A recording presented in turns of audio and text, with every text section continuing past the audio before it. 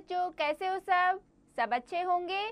तो चलिए आज का हम अपना अध्याय आरंभ करते हैं। आज हम पढ़ेंगे महाकवि कालिदास जी के बारे में। तो पढ़ते हैं बेटा महाकवि कालिदास जी के बारे में कि वो कैसे व्यक्ति थे।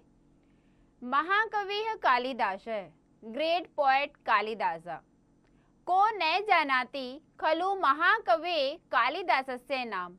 कौन नहीं जानता, कौन न जानाते, कौन नहीं जानता महाकवि कालिदास का नाम। असौ न केवलम भारते प्रत्युत निखिले विश्वे प्रसिद्धे। ये न केवल भारत में अपितु सारे संसार में प्रसिद्ध हैं। विश्वस्य अनेके देशवासी न स्वस्व देशस्य सर्वश्रेष्ठेन कविना सह अस्य तुलनाम कुर्वन्ति। विश्वस्य अनेके, विश्व के अनेक देशवासी स्व अपने अपने देश के सर्वश्रेष्ठ कविना सह कवियों के साथ अस्य तुलनाम कुर्वन्ति, इसकी इनकी तुलना करते हैं। वस्तुतः कालिदास सर्वेभ्य अपि श्रेष्ठम अद्भुतश्च। वास्तव में कालिदास सबसे श्रेष्ठ और अद्भुत थे। अस्य जन्मनः विषये अनेका किंवदन्त्यः सन्ति। इनके जन्म के विषय में अनेक किंवदंतियां हैं। किंवदंतियां मतलब कि कोई इनके बारे में कुछ बोल रहा है कि उनका जन्म कहाँ हुआ था, कोई किसी स्थान पे बता रहा है, कोई किसी स्थान पे बता रहा है, कोई भी इसका सही से उत्तर नहीं दे पा रहा है। केचन कविमं बंगदेशीय है, केचन कश्मीर देशीय है, केचन च उज्जैनी वास्तवमिता कथयन्ति। कुछ कवि इन्हें बंग देश का, कुछ कश्मीर देश का, कुछ उज्जैन का वासी कहते हैं। राज्ञ विक्रमादित्यस्य नवरत्नेषु अन्यतम अयं महाकविः स्वजीवनस्य महत्वपूर्णं समधिकं च कालम् उज्जैनम् एव अयाप्यत इति निश्चितम्।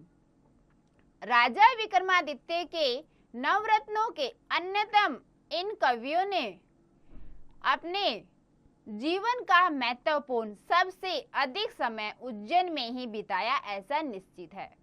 ठीक है, ऐसा काज कोई इनको कहीं देश का माना है, कोई कहीं को, कोई बंग देश का तो कोई कश्मीर देश का, लेकिन ऐसा कहा जाता है कि इन्होंने राजा विक्रमादित्य का जो उज्जैन जो नगर था वहां पर इन्होंने अपना अधिक समय बिताया। आगे देखिए बेटा, कौन नहीं जानता महाकवि कालिदास का नाम। ये न केवल भारत में अपितु सारे संसार में प्रसिद्ध है। विश्व के अनेक देशवासी अपने अपने देश के सर्वश्रेष्ठ कवि से इनकी तुलना करते हैं। वास्तव में कालिदास सबसे श्रेष्ठ और अद्भुत हैं।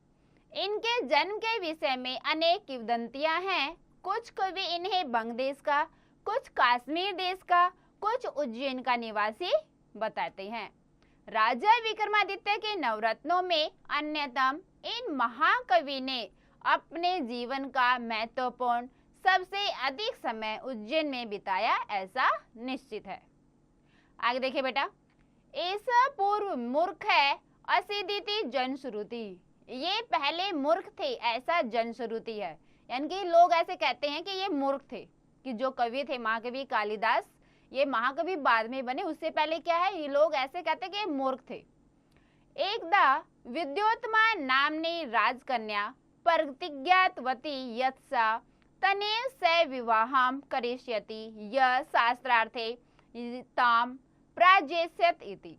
एक बार विद्योत्मा नामक राजकन्या ने प्रतिज्ञा की कि वह उसके साथ ही विवाह करेगी जो उसको शास्त्रार्थ में पराजित करेगा। अनेके पंडितागता, अनेक पंडित आए, पराजिता च भूत्वा गच्छन्, और पराजित हो गए। प्रतिकार भावनया दग्ध मानसः केचन पंडितः विद्योत्मायाः विवाहं केनचित् मूर्खेण सह कारयन्तु निश्चितवन्। प्रतिकार भावना, प्रतिकार की भावना में, क्यों प्रतिकार मतलब क्या था, बदले की भावना में बहुत सारे आए राजा विद्योत्मा से विवाह करने के लिए, उनको शास्त्रार्थ में पराजित करने के लिए, लेकिन वो ऐसा नहीं कर पाए। तो उनके अंदर क्या हुआ बेटा, उनके अंदर क्या, एक प्रतिकार की भावना आ गई, बदले की भावना आ गई कि हमें भी इनसे बदला लेना है। तो देखिए प्रतिकार की भावना में दग्ध मानस, दग्ध मानस मतलब कि जलता हुआ, दग्ध मतलब होता है भस्म हो जाना, जलता हुआ, यानी कि प्रतिकार की भावना से, बदले की भावना से, जलते हुए मन से कुछ पंडितों ने विद्योत्मा का विवाह किसी मूर्ख के साथ कराने का निश्चय किया। तो उन्होंने क्या सोचा सभी राजाओं ने मिलकर कि इसने हमारे साथ ऐसे किया विद्योत्मा ने, तो हम भी इसका किसी मूर्ख से ही हम इसका विवाह करवाएंगे। आगे देखिए, एकदा ते मार्गे मूर्खम एकम अपश्यन य वृक्षस्य यस्यां शाखायां उपविष्टे आसीत् तमेव चिन्हति सम।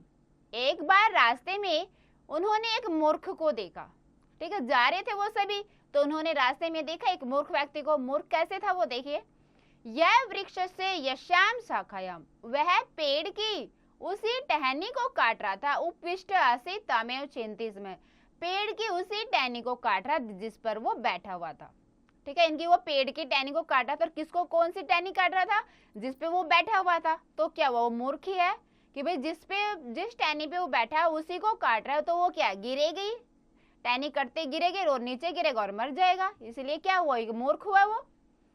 ते तम आहूय राजकन्याया सह विवाहस्य वार्तां च कृत्वा अवदन् तवं केवलं संकेत्रेव प्रश्नान् उत्तरिष्यसि इति।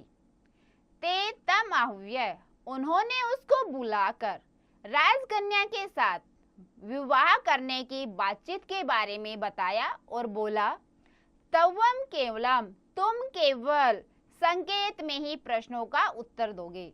क्या बोला उनको कि तुम्हें बोलना नहीं है, सिर्फ तुम्हें इशारे करके ही प्रश्नों का उत्तर देना है।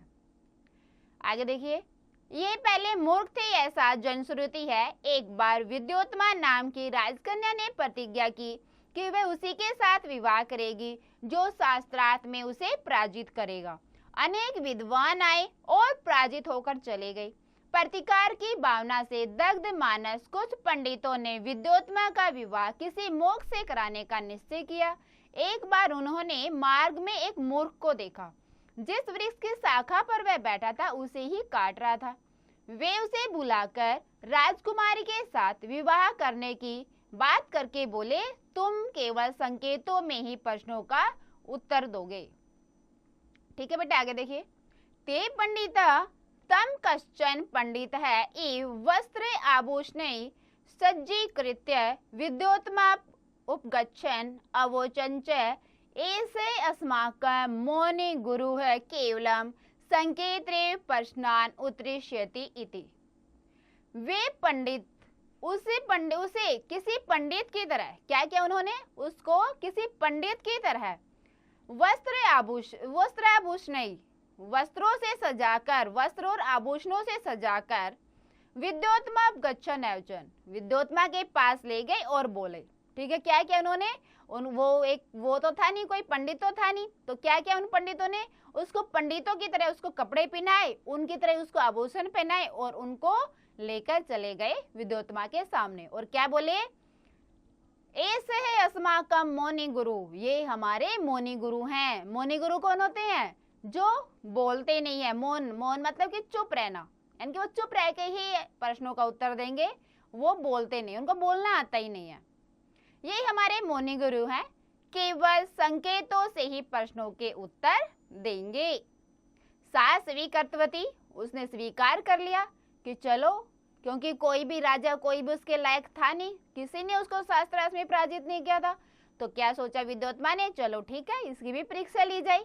ते मूर्खस्य संकेतानां विचित्र अर्थं कृत्वा तां च शास्त्रार्थे प्रीतज्य तेन सह तस्य विवाह कृतवन्तः। उन्होंने मूर्ख के संकेतों का विचित्र अर्थ करके और उसे शास्त्रार्थ में हराकर उसके साथ विवाह कर दिया। ठीक है बेटा, आगे देखिए, एकस्मिन् दिने राजप्रसादे स्थित असौ मूर्ख उष्ट्र विलोक्यम उट्रः इति कथित्वा हस्तिम आरब्धवान। एक बार राजप्रसादे, राजमहल में असौ मूर्ख, इस मूर्ख ने उष्ट्र विलोक्य, ऊंट को देखकर, राजमहल में ऊंट को देखा उसने कालिदास जी ने, और ऊंट को देखकर क्या बोला, ऊंट इति कथित्वा, ऐसे कहकर उन्होंने हंसना आरंभ कर दिया। विद्योत्मा ज्ञातम यत् पंडितः वंचिता सा मूर्खेन सह विवाहत अभवत्। अब उसने उठ कह को जोर जोर से हंसने लगा कालिदास। तो विद्योत्मा को पता चल गया कि विद्योत्मा ने जान लिया कि यह पंडित नहीं, यह कोई मूर्ख है और मूर्ख के साथ मेरा विवाह हो गया है। शोकाकुलित हृदया सा तत्क्षणमेव तं मूर्ख पति प्रसादात् वही अक्रोध। शोकाकुल हृदय, शोककुल से यानी कि दुखी हृदय से उसने उसी क्षण अपने मूर्ख पति को राजमहल से बाहर निकाल दिया। उसको लगा कि भैया ऊँट को देख के ही हंस रहा है, तो ये कहाँ शास्त्रार्थ का इसको ज्ञान होगा। तो उसको पता चल गया कि कैसे पंडितों ने उसको मूर्ख बनाया और उसको मूर्ख के साथ उसके विवाह कर दिया। तो क्या किया विद्योत्मा ने, उसी वक्त अपने पति को राजमहल से बाहर निकाल दिया। ठीक है बेटा, आगे देखिए। वे पंडित उसे किसी पंडित की तरह वस्त्र आभूषणों से सजाकर विद्योत्मा के पास गए और बोले, ये हमारे मौनी गुरु हैं, केवल संकेतों में ही प्रश्नों के उत्तर देंगे। उसने स्वीकार कर लिया। उन्होंने मूर्ख के संकेतों का विचित्र अर्थ करके और उसे शास्त्रार्थ में हराकर उसके साथ विवाह कर दिया। एक दिन राजमहल में बैठे उस मूर्ख ने ऊंट को देखकर ऊंट रे ऐसा कहकर हंसने लगा, हंसना आरंभ कर दिया। विद्योत्मा ने जान लिया कि पंडितों के द्वारा ठगी वह मूर्ख के साथ विवाहित हो गई है। शोकाकुलित उस हृदय वाली ने उसी क्षण उस मूर्ख पति को महल से बाहर निकाल दिया। आगे देखिए बेटा। आत्मनो मूर्खताम निंदन से मूर्ख अचिंत्यत यादवध्यम पंडितो न भविष्यामि ताव अन्यतर गमिष्यसि इति। आत्मनो मूर्खता, स्वयं की मूर्खता की निंदा। अब कालिदास जी की क्या हुई, उसको राजमहल से बाहर निकाला तो उनको बहुत दुख हुआ, उनको लगा कि बहुत अपमान हुआ है उनका। तो स्वयं की मूर्खता की निंदा करते हुए उस मूर्ख ने सोचा, जब तक मैं विद्वान नहीं हो जाऊंगा राजमहल में नहीं आऊंगा। पश्चात से काल्या दिव्या उपासना विदुषाम संसर्गेन च विद्वान भूतवा गरम प्रत्यागत। बाद में वह काली देवी की उपासना और विद्वानों के संसर्ग मतलब कि विद्वानों के साथ में वे विद्वान होकर घर लौटा। तदानीम पत्नी कपाटम आवृत्य प्रकोष्ठ स्थासित। तब पत्नी दरवाजा बंद करके कमरे के अंदर थी। जब वो लौटे तो उनकी पत्नी राजमहल में ही दरवाजा बंद करके अंदर थी। कालिदास अवदत्त, कालिदास ने बोला, अनावृत कपाटम द्वार देही, बंद दरवाजा खोलो। सापरिच्छत, उसने पूछा, अस्ति कश्चित वागीविशेष, है कोई वाणी का विशेष जानकार। ये किसने बोला, विद्योत्मा ने। कालिदास तद पत्र श्रुत्वाम प्रत्येकम पद्म आश्रित एक ग्रंथम अरचयत। कालिदास ने वह पद सुनकर प्रत्येक पद के आधार पर एक एक ग्रंथ रचा।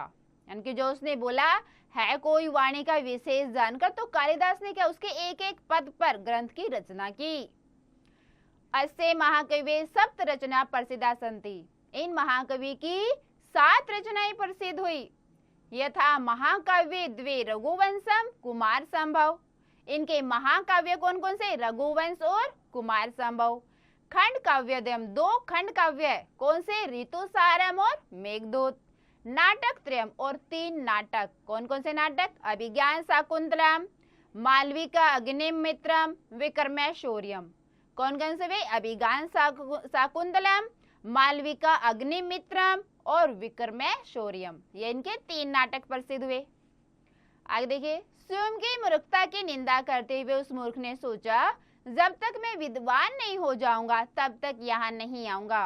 बाद में वह काली देवी की उपासना और विद्वानों के संसर्ग से विद्वान होकर घर लौटा। तब पत्नी दरवाजा बंद करके कमरे के अंदर थी। कालिदास बोले, बंद दरवाजा खोलो। उसने पूछा, है कोई वाणी का विशेष जानकार। कालिदास ने यह पद सुनकर प्रत्येक पद के आधार पर एक एक ग्रंथ की रचना की। इन महाकवि की 7 रचनाएं प्रसिद्ध हुई। जैसे 2 महाकाव्य रघुवंश और कुमार संभव, 2 खंड काव्य ऋतुसंहार और मेघदूत, 3 नाटक अभिज्ञान शाकुंतलम, मालविका अग्निमित्रम विक्रमे शौर्यम। ठीक है बेटा, आगे देखिए। भाषा माधुर्यम भाव प्रजावत्सल्यम रसमेत्वम च कालिदास काव्यान वैशिष्ट्यम वर्तते। भाषा माधुर्य, भाव की शुद्धता और रसता कालिदास के काव्यों की विशेषता है।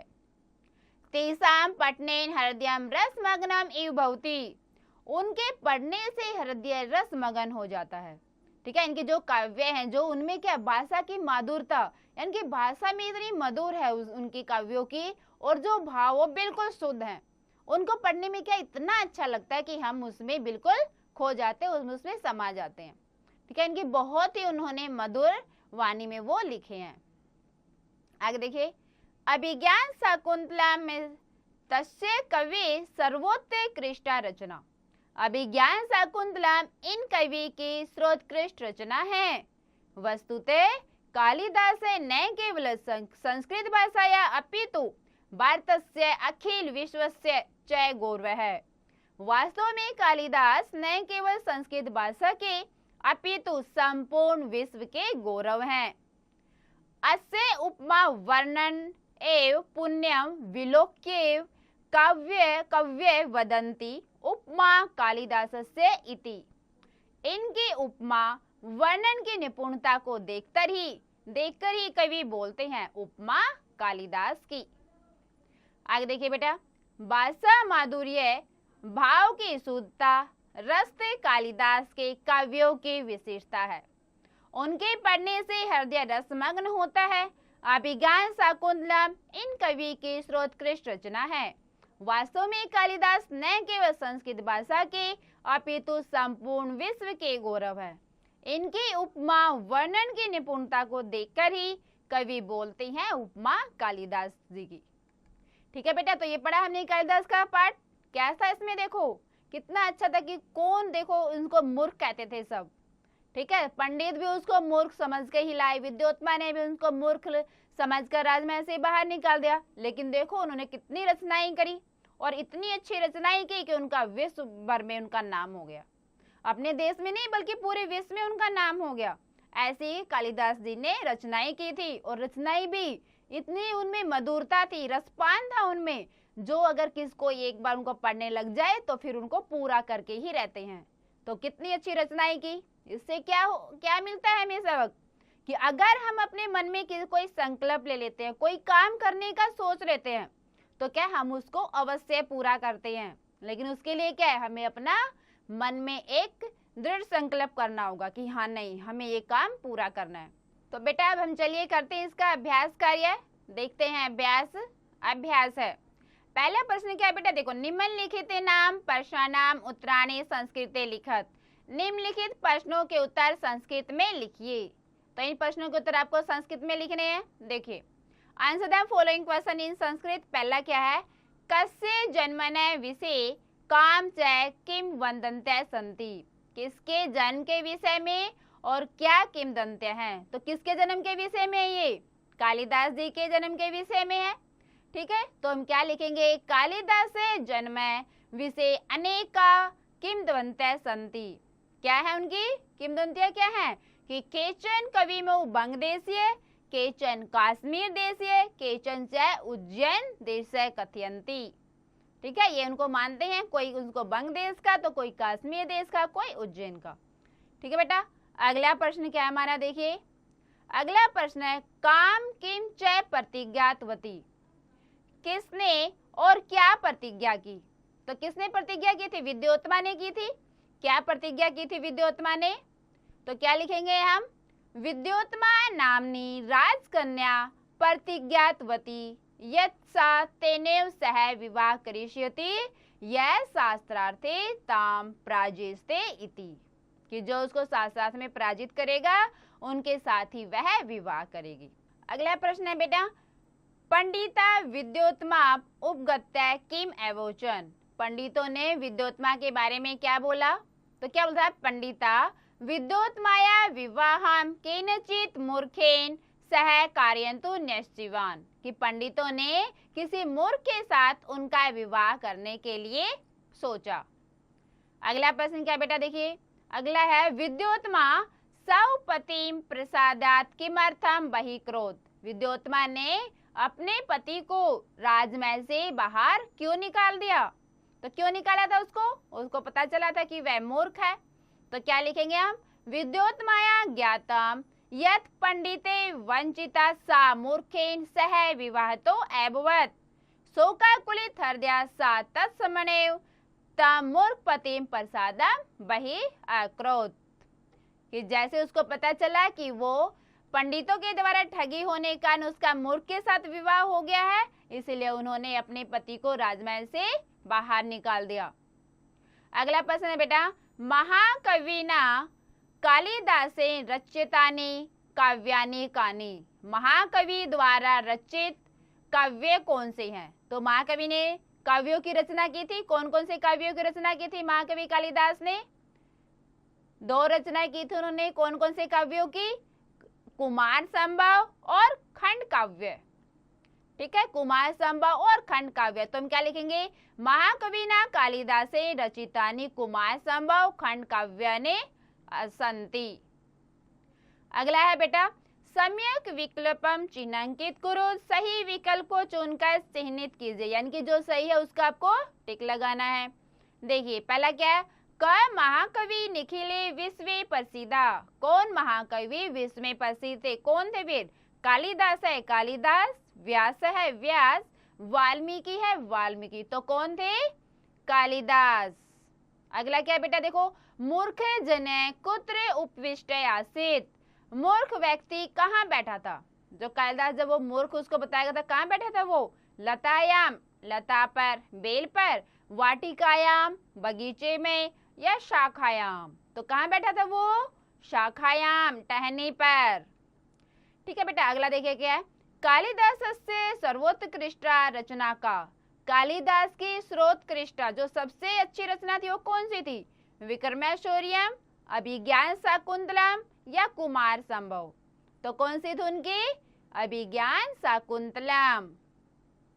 अगला क्या बेटा? देखिए तीसरा प्रश्न, संक्षेप में उत्तर दीजिए। Answer in brief. देखिए, कालिदास कस्य राज्ञ समीपे अधिकम समय अयाप्यत। कालिदास ने किस राजा के पास अधिक समय बिताया? तो किसके पास बिताया था? राजा विक्रमादित्य के पास। तो क्या लिखेंगे हम? कालिदास है राजा विक्रमादित्य से राज्ञ समीपे अधिक समय अयाप्यत। दूसरा क्या है बेटा? देखिए, पंडिता विद्योत्माया विवाह केन सह अकारण किमर्थम च।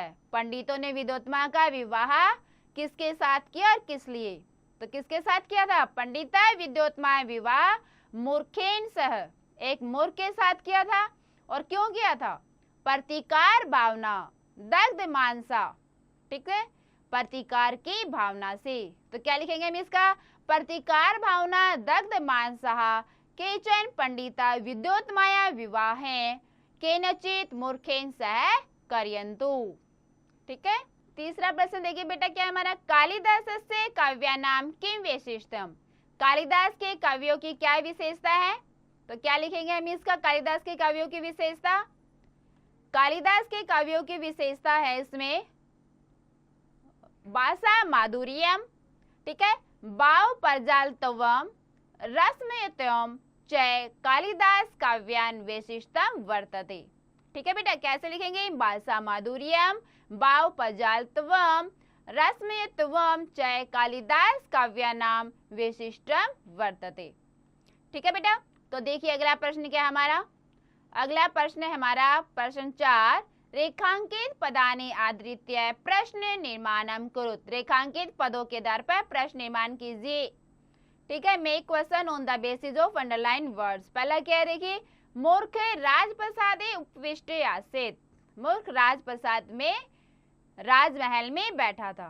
तो हम क्या बनाएंगे इसका? मूर्ख कहाँ बैठा था? तो क्या लिखेंगे हम इसका? मूर्ख कुत्र उपविष्ट आसीत।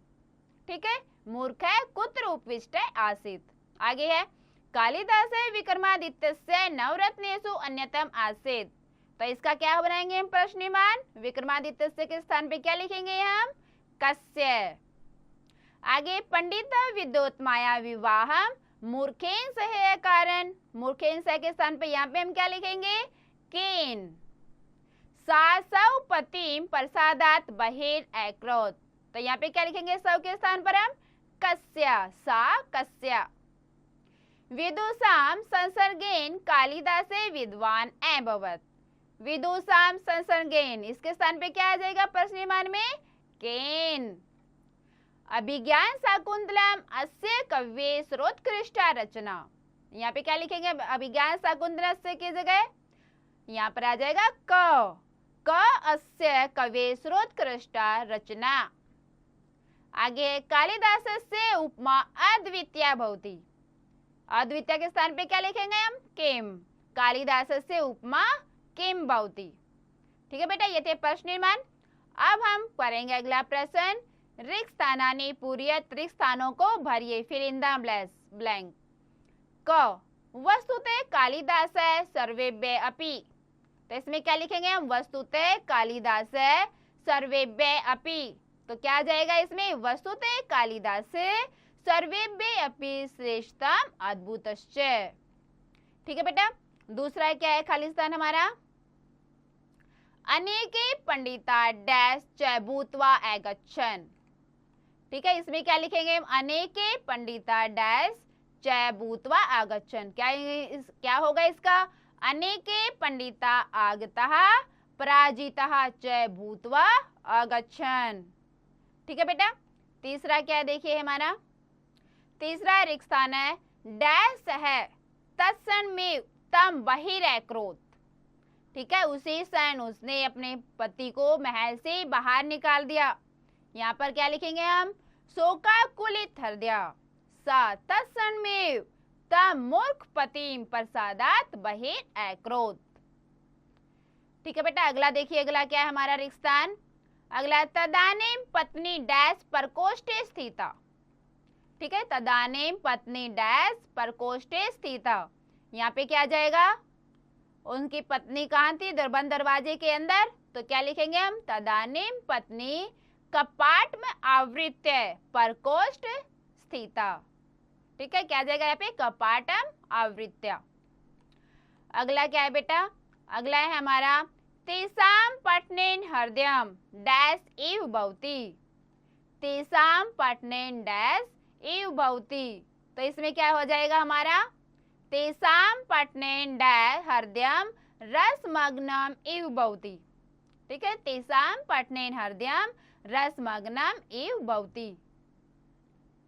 अगला है डैश कालिदासस्य इति, इसमें क्या लिखेंगे हम, उपमा कालिदासस्य इति।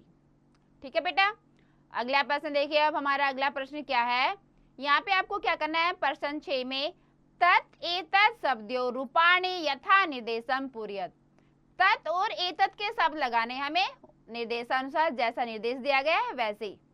Complete the form of the word तत् एंड एतत् अकॉर्डिंग टू इंस्ट्रक्शन। तो पहला देखिए क्या है, विभक्ति है, एक वचनम द्विवचनम बहुवचनम, यथा तत् पुल्लिंग, द्वितीय क्या है इसकी, तम तौ तान। एतत् की क्या है पुल्लिंग की द्वितीय, एतम एतौ एतान।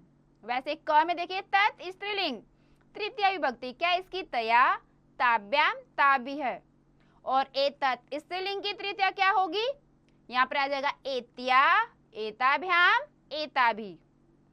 फिर है ख, एतत् स्त्रीलिंग सप्तमी, एतस्याम एतयो एतासु, और तत् स्त्रीलिंग की सप्तमी क्या होगी, तस्य तयो तासु।